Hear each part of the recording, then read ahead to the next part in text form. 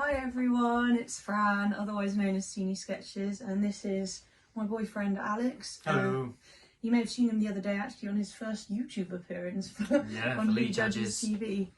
We've just got back from our local pub called The Poacher, where we watched Arsenal play Man United, and well, let's go through this kind of chronologically. What were your predictions going let's into start the with game? score predictions. Well, I said I actually guessed the scoreline, but the wrong way round. I said on Lee Judge's TV there would be a 3-1 win to Arsenal. I also said a 3-1 win to Arsenal. I thought you said a 2-1. 2-1. I did on there, but then today when I saw that our lineup was better than I expected, you said changed on it to 3-1 on a Bergkamp Wonderland. Bergkamp Wonderland. Yeah.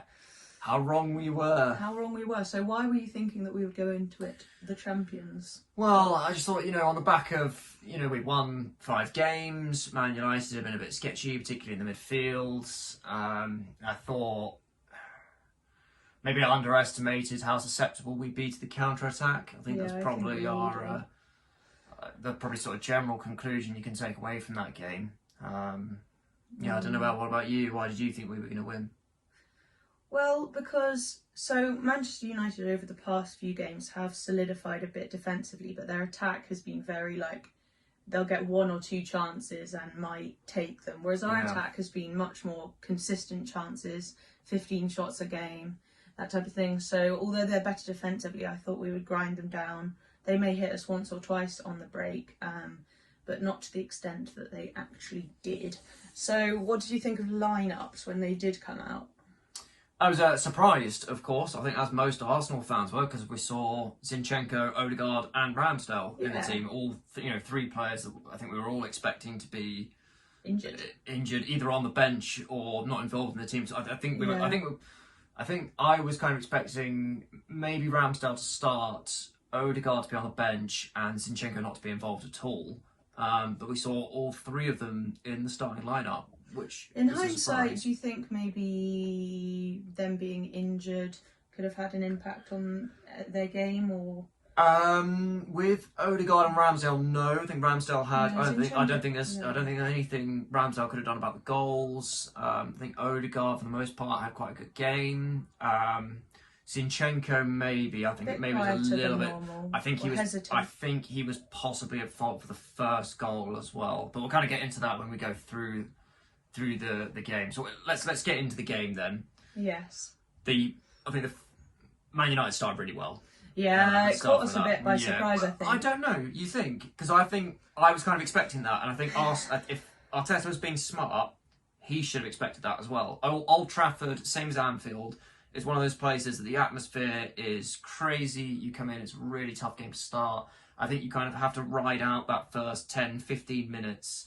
Which we did. We did, but do we looked very well. Unsettled. I thought from the beginning we didn't look as in control as we have in our previous matches. For sure. That being said, Man United's a better team, but I think a better team than the ones we've played.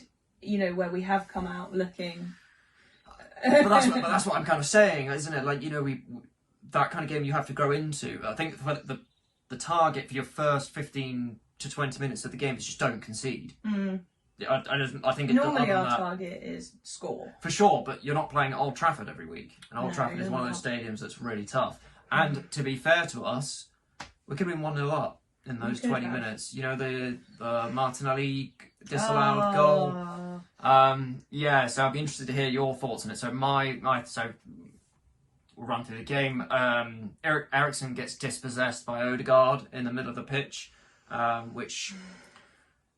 Yeah, I'll get into it. So Odegaard dispossesses Eriksen and then plays a through ball through for Martinelli, who then kind of dinks it over to Gea into the goal. It's a really good finish. But then there's a VAR review. Such a good finish. And VAR decides to override the on-field pitch. Or he gets him to look at the monitor. Gets him to look at the monitor, and then that overrides the on-field decision.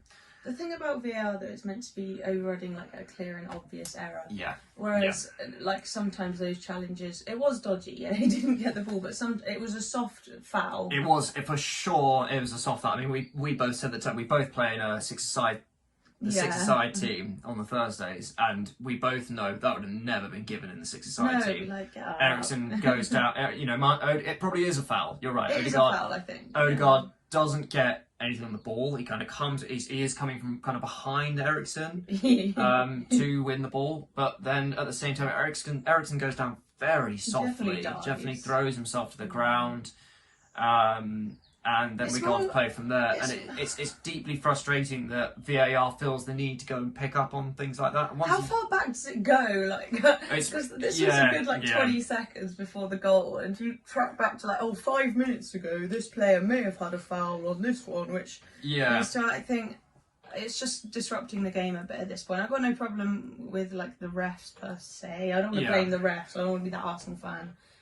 But you do feel a bit hard done by that. That could have gone either way. Yeah, and it's so. If the on-field referee has decided not to give it a foul, it's not clear go and back? obvious. It is not clear and obvious. Why would you go back and change that? You know, it's one of those ones. If he'd blown for the foul straight away, and it had been a free kick, no one would have argued. Yeah, we'd have been fine with it. But the fact that he's let play go on. Martinelli's then gone put the ball in the back of the net, and then he brings it back. Yeah, I think that was quite. What would have happened, say, if Odegaard? So the same thing happens, but De Gea saves Martinelli's shot. It goes out for a corner, and then we score from the corner. Does it get brought back all the way to Odegaard's foul? No, it doesn't. But so it's on a weekend of controversial VAR. It's just another one. Yeah, on a weekend of controversial VAR decisions. I don't think that's going to help VAR's cause at all. So yeah, that was unfortunate, and it meant we were still 0-0. But I wasn't. We were getting a few chances, but I was feeling like Man U were not giving us time on the ball at all. Like they were pressing real high onto our back line, and I felt like our team was under pressure, and we didn't really get the opportunity to. And credit to United. To flow and get those as many passes together as we normally do. It was before the goal, before the disallowed goal, or was this after the disallowed goal? After kind of just the first half, just throughout. So really. That's interesting because I'd say the disallowed goal kind of sparked us into life a little bit. The disallowed goal, we scored the disallowed goal in something like the 12th, 13th minute, and then we dominated the game for the next 20 minutes. You know, United didn't get a sniff. We didn't really get clear-cut chances. That was it. We dominated the game in terms of possession, and particularly in the final third, we controlled the game. You know, United couldn't break out anything, but you're right, we didn't create any clear-cut opportunities. But then that's also credit to United as well. I just felt like our flow wasn't as clean as it normally is. Sure. I'm not sure that's to do with Man United's press. I think that's due to Man United getting all 11 men behind the ball and making it impossible to play around. You know, this part the bus technique that Ten Hag has introduced has now got them 4 wins in a row. I know, if they want to play that way, then they don't want to. It's not ideal, but it's him just adapting and going okay, we're going to stop losing. Yeah, I'm not going to try and play my style of football. We're going to park the bus and play on the counter. So, and they have the players to be able to do that, as we saw. So we kind of disallowed goal. We control the game for the next 20 minutes. We're looking really like to score, and then kind of a bolt out the blue. I think it's Ericsson picks up the ball deep, plays in this phenomenal 40-yard pass into Bruno Fernandes, and then Fernandes on the turn. Gabriel dives in, doesn't get the ball. It gets played into Rashford, and then Rashford kind of just lays it off for Anthony for a debut goal for him, which for Anthony, I think that was a dream scenario to be in. He's never going to miss that. You know, it's an absolutely perfect situation to be in. For me, I think Zinchenko was at fault for the goal, and Gabriel, because Gabriel dives in on Bruno Fernandes, doesn't get anything on the ball, misses him completely. It's then played into Rashford, which leaves Saliba kind of in no man's land, and Zinchenko has to come across to help cover, which then leaves Anthony completely free, and he's able to score the goal. So I think both Zinchenko and Gabriel just were kind defensively it was a little bit all over the place. Right. Yeah, that pass from Ericsson, the long one into Bruno Fernandes, kind of took us apart a little bit, and Anthony goes and gets the goal. It's quite unusual because our defence has been so solid. I haven't seen us exposed in that way. Sure. Really this season yet, and Yeah, do you think that's because of United's style of play? Like, I don't think many teams actually play that way anymore. I don't, No, most, we're even not used to it. all of the teams we play, even Bournemouth, do try to play out from the back, and they try and build a tactic. Exactly. Yeah, exactly. They're not trying to play this counter-attacking style of football. It just when they do it, we just looked a bit like shell shocked. Like, oh, we're not used to this. Like, there's suddenly they're all on us, and I'm quite disappointed that the defence wasn't able to deal with that goal a bit better. But we just looked taken off guard. And then that's a question for me of like, did Arteta or did they predict like, okay, they're going to try and play on the counter, and to be ready for that and know like if Rashford does this or if Bruno goes up, like where everyone was supposed to be. It felt a bit like we just didn't really know what to do when they did make it. Yeah, so I'm sure they would have planned for that. I'm sure that would have been Arteta's, in Arteta's mind that's how they were going to play, that's how they were going to try and beat us. But I think the response to that from Arsenal and Arteta would be, we're going to play our style of football and we'll go and try and score goals. And if they hit us on the counter, we'll deal with it. In some sense, then, didn't we just play right into their hands? Possibly. Maybe it was a Ten Hag masterclass. Yeah, because they know that we're going to be... He knew we were going to have a lot of the ball. Yeah. And you're right, maybe we did play right into their hands. But then, so we concede, we go 1-0 down, and then we finish the half really strongly. We're, again, very dominant. And then second half, we start very strongly. So the first 10 minutes are all Arsenal. I saw a stat which was around just before the first of the Rashford goals. There was something like we had 10 shots, 1 on target to their 4 shots, 2 on target, which kind of says it all, that we were creating these chances, but we weren't finishing our dinner. We weren't being clinical enough. We weren't getting them on shot. We weren't getting shots on target. There was a bit of what's been happening this season where, everyone's like, no, you shoot, and we just pass it a little too much. Yeah, you're right. There was a couple of opportunities where you wish someone had just pulled the trigger. Just shoot, and even if it's a rebound, then there's another chance there, rather than losing possession or it goes off the sideline, something like that. Yeah. It was quite frustrating at times. Yeah, for sure. But it's basically, so then we're caught.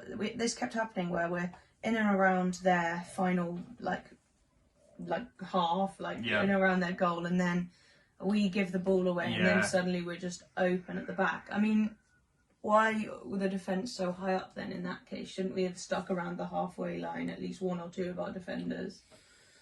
Yeah, or maybe got tighter to the last man, because the 2 Rashford goals were pretty much identical. It was kind of a sloppy pass in the United half of the pitch. It gets played through the defence, through to Rashford, and he buries it twice. In that case, though, someone on the pitch has to take leadership and be like, we're not letting that happen again, and say, right, you're on Rashford, you man mark him. Yeah. Or Arteta, which he did make changes, which we'll get onto that, because I think we've got slightly conflicting opinions about that. They're told, just one of you stay back, watch out for this break, rather than them all having such a high line, I guess. I guess they don't want to play that player on side, but... Well, the second one I think was quite interesting because it looked very close to being offside, and I'm sure VAR checked it. They did, it looked close. We didn't see that. No. Do you remember the second goal? I'm sure it was onside, but it would be nice for us to see that, and it kind of... particularly as an Arsenal fan, it kind of compounds your frustration at VAR. I'm sure it was I'm onside. not annoyed at VAR. I'm not annoyed at VAR. Well, I am about the first goal. Yeah. I'm annoyed about the first goal. But it is kind of frustrating that they haven't just shown us the offside. Yeah. We were hoping. It looked close. We were all fingers crossed. So it was 1-1. Well, no, not 1-1. We were 1-0 down. Anyway, let's go back to kind of a more chronological thing. Yeah, we can discuss kind of... I think we got a little bit sucked into the negativities of the game, isn't it? Because there was a positive, which was Saka finally got a goal. Woo! Yes, good boy. Well done, Bukayo. We want to see that. He needed it. He did need a goal. He's played... I don't think he's played badly. I don't think Saka could have changed too much in his games up until now. He's just been missing that goal, hasn't he? He's our top assister. And now he's got a goal to go along with it. So he played really well. Yeah, He was kind of chewing up Malacia. Yeah, the ball's kind of played into Jesus, pinned up against Varane. I thought Jesus had another really, really good game, particularly in the first half. So many problems. Yeah, he kind of dominated. He kind of pitched. It was weird actually because I thought he would pitch himself up against Martinez, being the slighter frame that he is. But for the majority of the game, Jesus decided to pin himself against Varane, and the majority of the time he won that physical battle.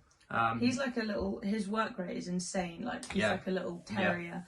He's just always there, always physical. He's not afraid to get involved, get stuck in, and he's just always there, which is amazing. But I feel like sometimes he could have a bit more support, especially like in the box.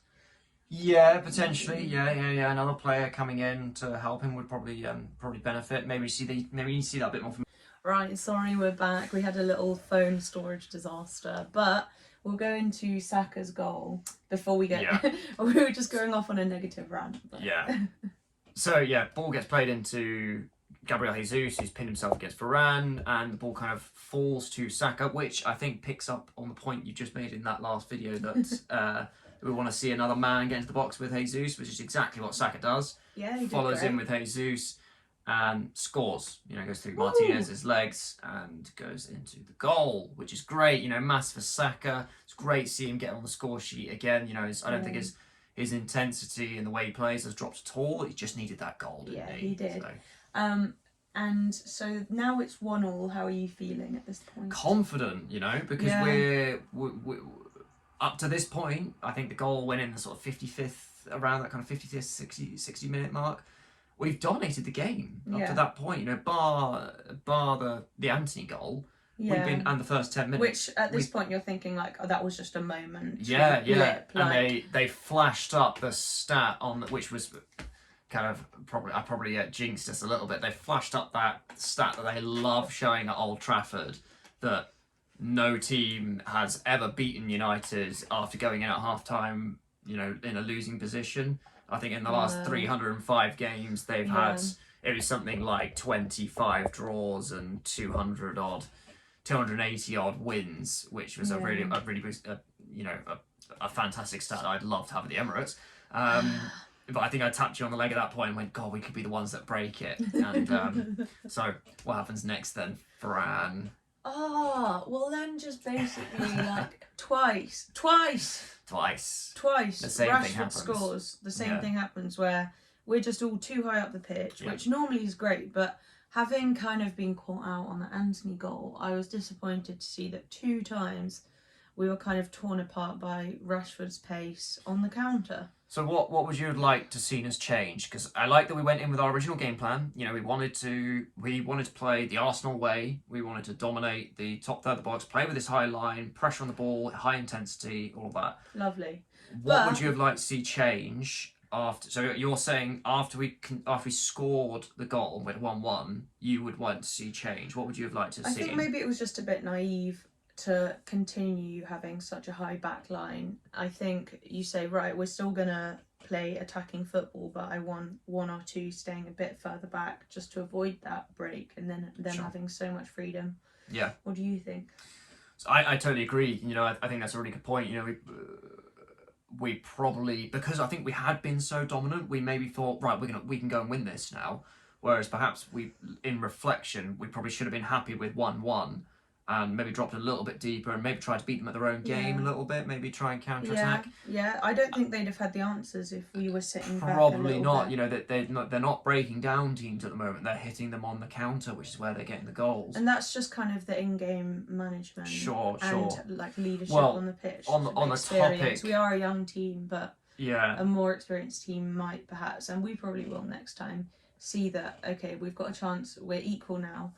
When you're equal, though, don't just go mental for the second goal, because they're equal too, and they can hit you on the break. Exactly. Try and get that second goal, but a bit more cautiously. But, I mean, we can't really complain. It's great to see Arsenal playing attack. We want to play our way at the end of the day. We've seen in the last few years that Liverpool and Man City don't really change their styles. If they get beat, they'd rather get beat in, playing their football than adjust and, play a negative style of football. So, I guess it's not a bad thing, but then we have lost 3 points today. So, and you mentioned naivety as well, and which I think brings us on to a point I'd like to bring up between. So you're saying naivety that we didn't change anything within our game style from when we go 1-1 to 2-1.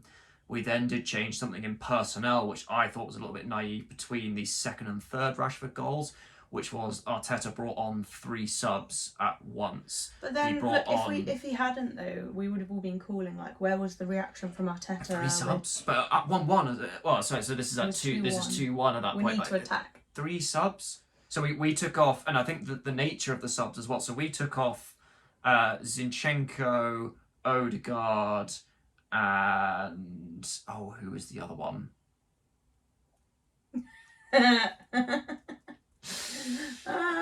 Was it Sambi? We brought. So, it was Sambi. Was it Sambi? It was Sambi for Eddie. It was Sambi for Eddie. Yeah, you're right. You're right. So yeah, we bring on Eddie Nketiah, Emile Smith-Rowe, and Fabio Vieira, who are 3 very attacking substitutes. And for me, it was the wrong time to bring on Vieira. Yeah. For your debut at Old Trafford when you're 2-1 down, you're expected to come on and change the game. I think that's a little bit too much to ask from Vieira. I think we saw that from his debut as well. He didn't have a great. There was a couple of little flashes, but he was quite sloppy on the ball, I thought. Yeah, I think it was probably risky. But then again, that just makes me annoyed that we don't have the sufficient depth in midfield.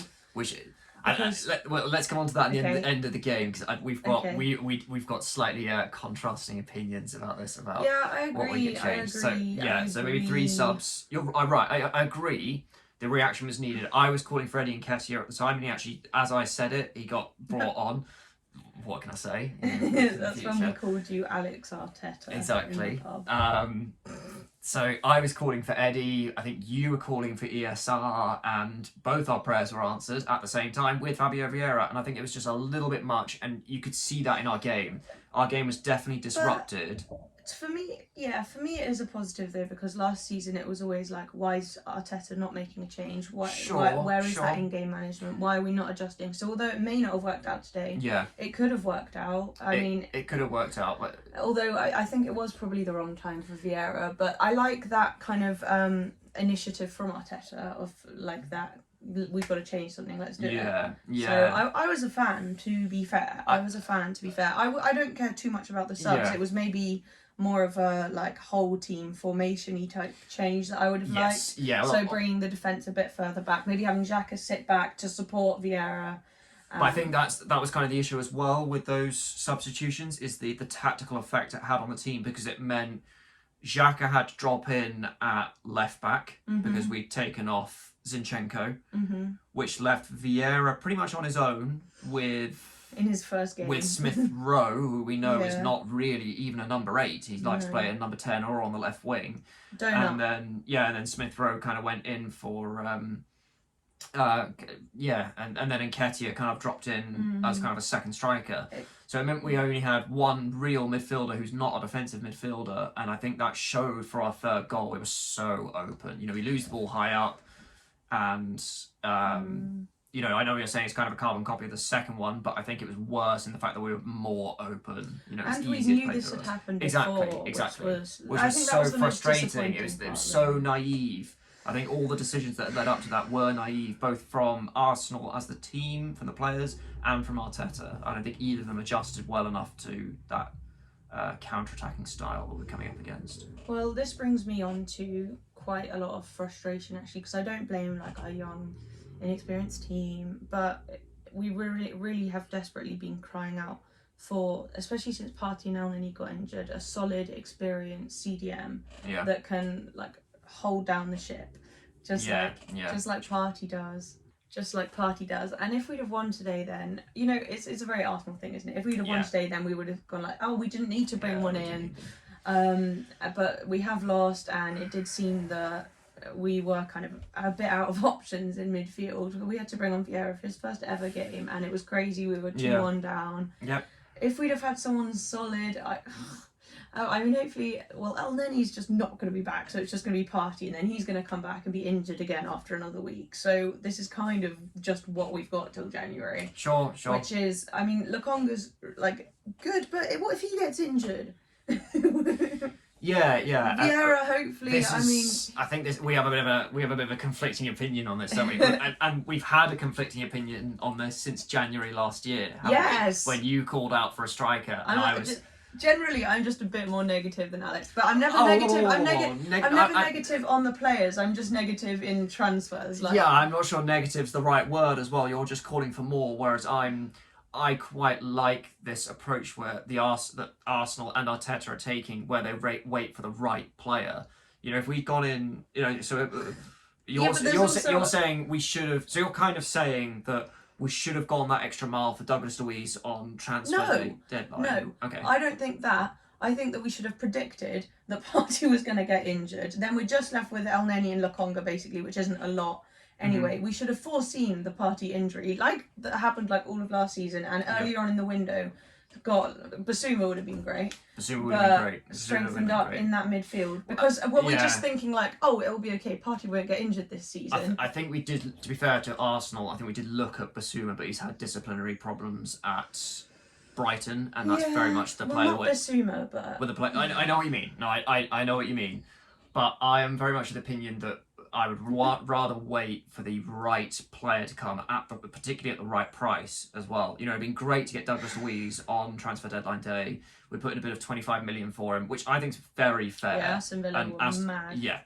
I think Aston Villa have made a mistake in not selling him for 25 million because they could lose him for free next year. They could have cashed in for quite a decent sum of money, and they chose not to for whatever reason. They're not going to get that money from him again. No, they're not. He's only got like 9 months left on it. Exactly. So he can look, you know, in January he can look to move abroad. But it's like you're trying to do that on deadline day. We should have preempted that earlier. Yeah, I agree with that point. So you pretty much know that Partey's going to get injured. Then you say, okay, El Neni's a great backup. Even if El Neni isn't injured, what if we're playing Man City or Liverpool, teams like that? Is El Neni going to have that vision that Partey has to make these lovely long balls? We know El Neni's just a bit more like, he'll just pass it, like easy balls. He doesn't create quite as much as Partey.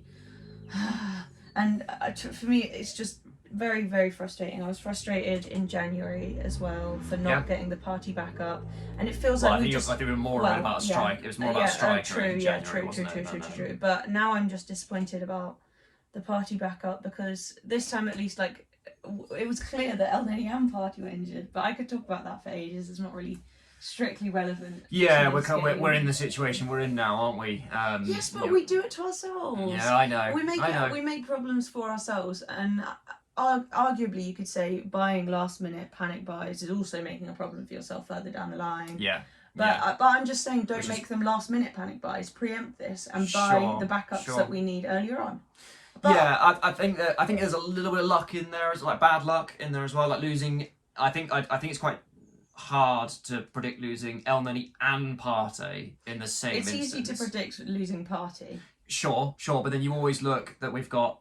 So say you lose Partey, he's gone out injured. You then got El Neni as backup, and you've got Sambi Lokonga as backup to him. Yeah. So you've got 3 backups in that position. If we're saying Vieira's then backup to Xhaka. And so I think it's quite tough to be too critical of Arsenal. I think you're right. Yeah. We needed. It's easy to say in hindsight. Yeah. Because I mean, a week ago I would have said like we're pretty solid. Like El Neni was a great like backup. Yeah. Well, I mean, 2 weeks ago we had every single, for the first time. I think you said since the first time since like 2015 we had every single player not injured in the squad, and then all of a sudden we had 5 or 6 injuries.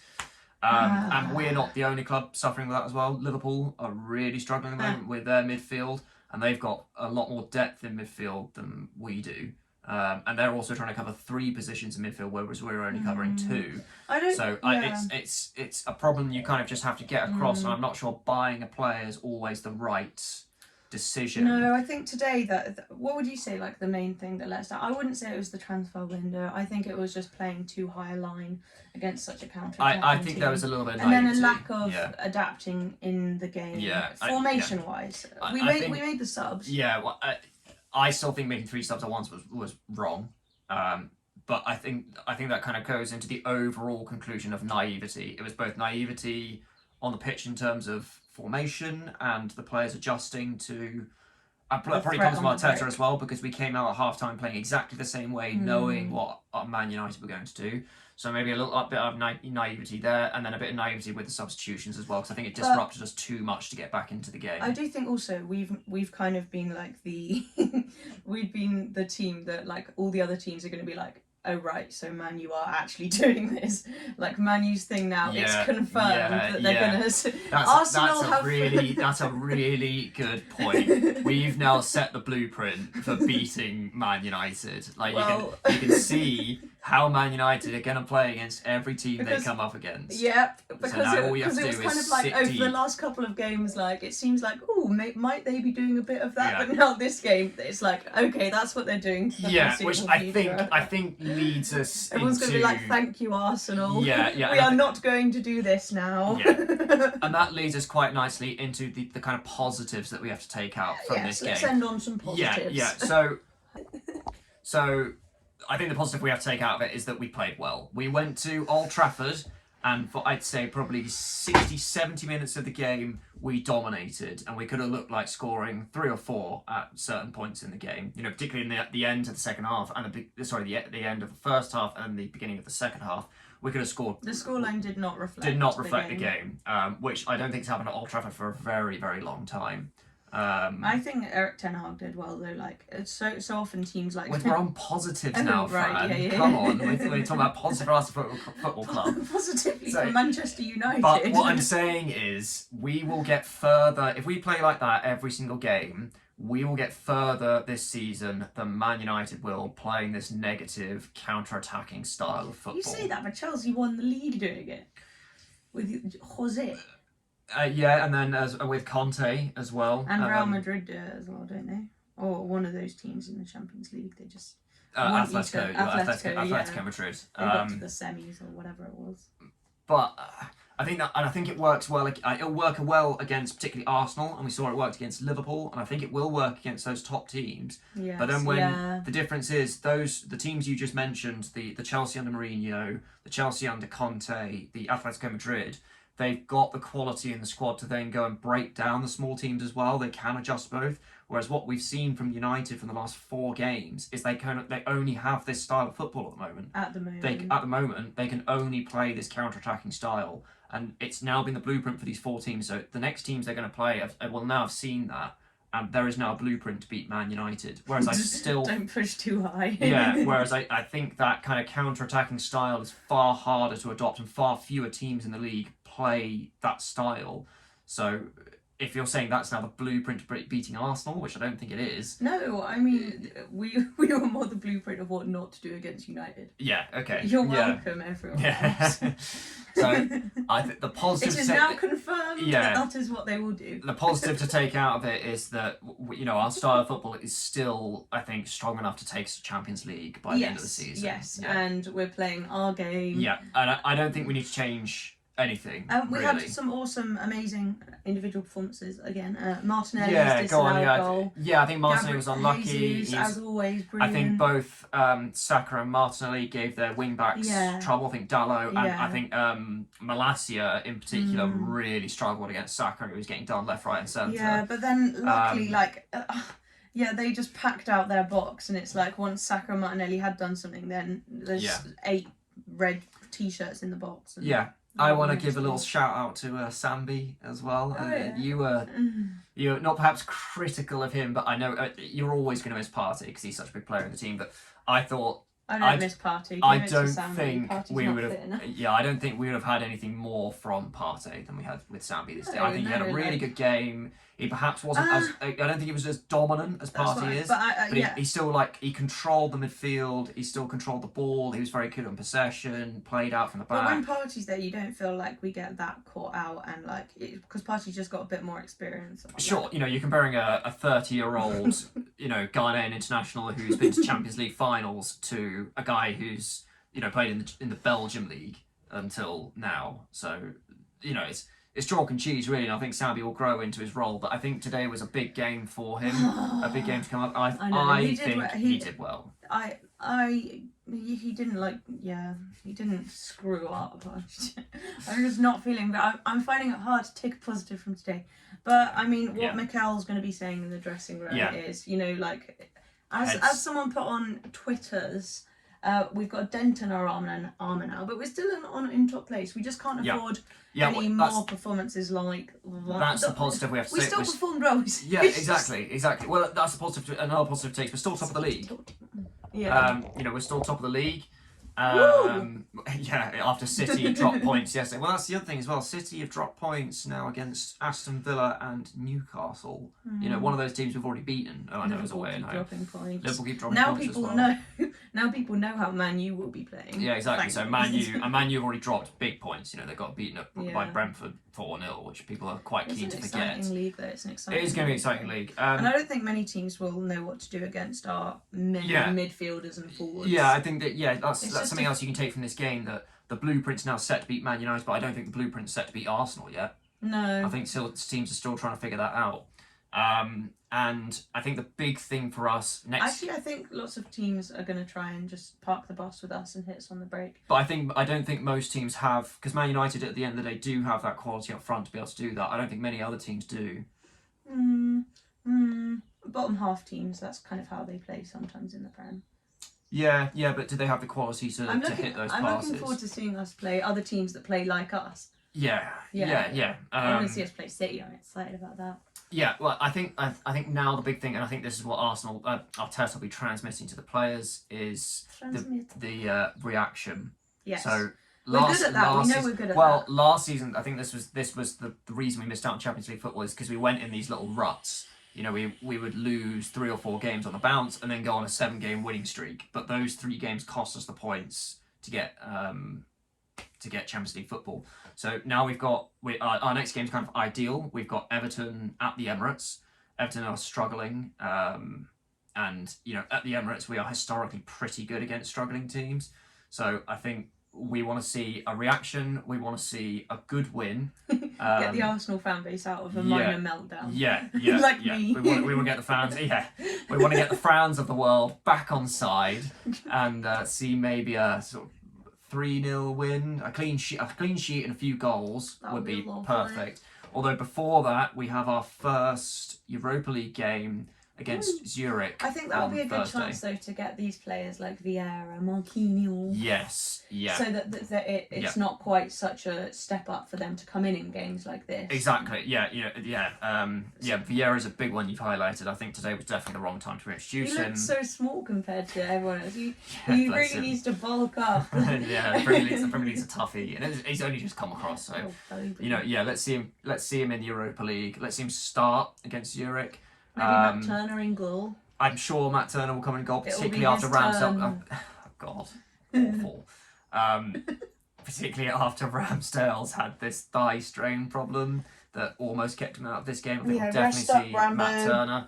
I think Nketiah as well will start. I think we'll see ESR. Brilliant. I'd like to see Marquinhos, Vieira. So there's not so much of a distinction between the first 11 and our backups. Exactly. So if we're in this situation in the future where we rely on subs to come on and change the game, we're not quite, and then there's less of this distortion when we make a 3-sub change. Yeah, I mean, luckily this has happened early on in the season, and Mikel will be able to learn from it. The players will be able to learn from it.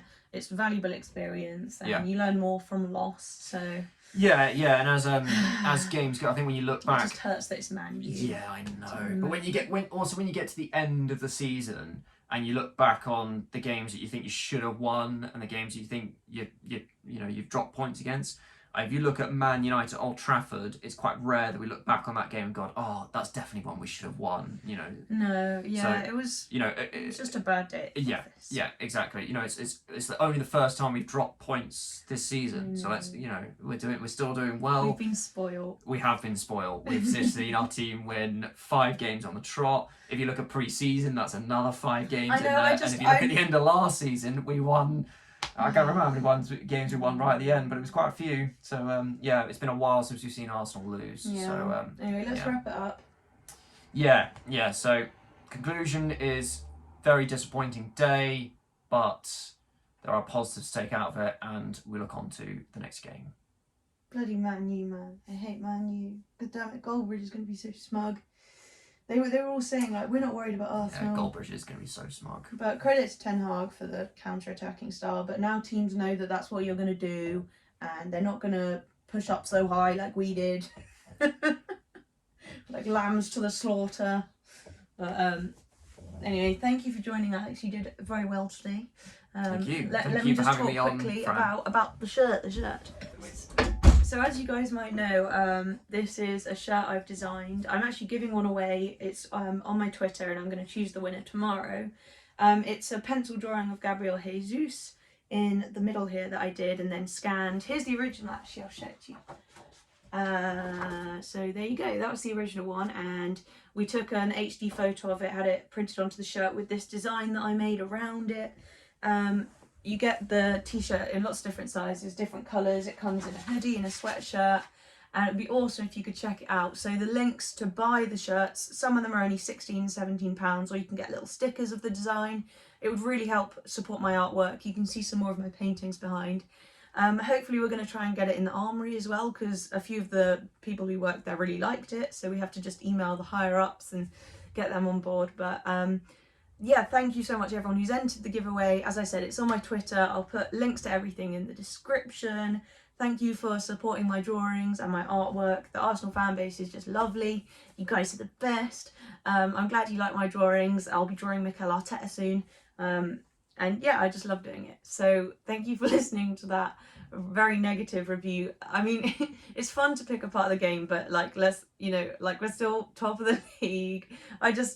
I love a bit of a moan, you know, like when you lose, you just got to work out why. So I'll see you guys soon, and thanks for watching.